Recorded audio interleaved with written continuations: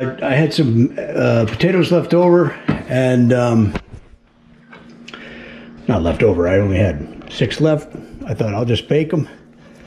So this is a recipe that I'm trying, or a baked potato method that I'm trying, that I got from America's Test Kitchen on YouTube. And really interesting approach. Just so you know, they put their potatoes on a wire rack, but I didn't have one.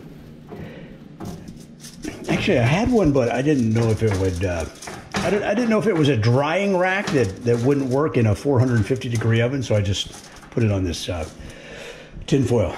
So what you have here is, I wash the potatoes, then you poke holes in them all over with a fork. Then you brine them. So it's basically just salt water. So in here, it's gone now, but I had water with salt, and I'll link the video that I watched in the description so you can follow them along and give them their due, their credit. So then what that does is, you don't want to put oil on the potato like I'm doing now before you put it in the oven.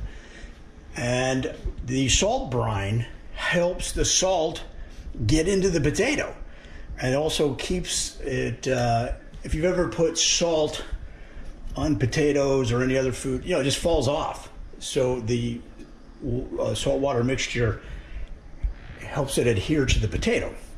So then in the oven for 450 degrees for 45 minutes to an hour, and you want them to be at 205 temperature when they come out. What did I do with mine? I just had it. It's in here somewhere. Oh, there it is. 205. Let's test it again. And then it should go in real easy, which they're doing. Ooh, did you sense that crispness right there? So all this is you want to brush them with, they said vegetable oil. Vegetable oil. I have vegetable oil, but I had this nice Bertolli, which, I'll be honest with you, I'm addicted to olive oil. So I thought I'd try that. It might not work. They used vegetable oil. And again, the reason that you don't want to do that before is that the oil will lock in the moisture. You don't want that to happen. And so that's what the holes in the potatoes do. All right. So again, they use a wire rack.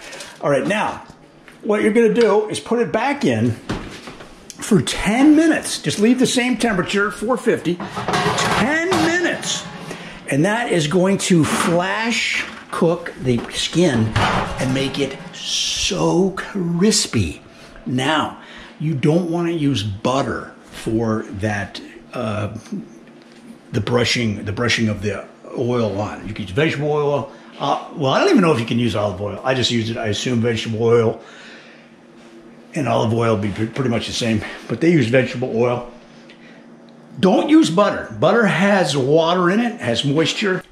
Oh my goodness, there they are, guys. I just took them out of the oven after round 2. Now remember, in the first round, we put them in for 45 minutes to an hour at 450 degrees. Now what we're trying to do is make sure they get to 205 degrees. Now once they're at 205 degrees, they are ready for round 2. So all I did was I brushed olive oil all over them. Now in the original recipe I learned, they used vegetable oil. I'm sure either one works. Then you stick them back in. Just leave it at 450 degrees. Stick them back in there. Take them out after 10 minutes. And that flash crisps them. And that flash cooks them to get that beautiful crispy crust. Then take your knife, draw an X, open them up, put your topping on them. Feel that warmth. Feel that steam coming out of there. Unbelievable. Take a quick taste test, guys. Take a quick taste test. Look how fluffy and fresh that is. Let me just give it a quick taste test. Oh my goodness. That is a beautiful baked potato. Then throw your head back and say, hallelujah. These might be the best baked potatoes I've ever had.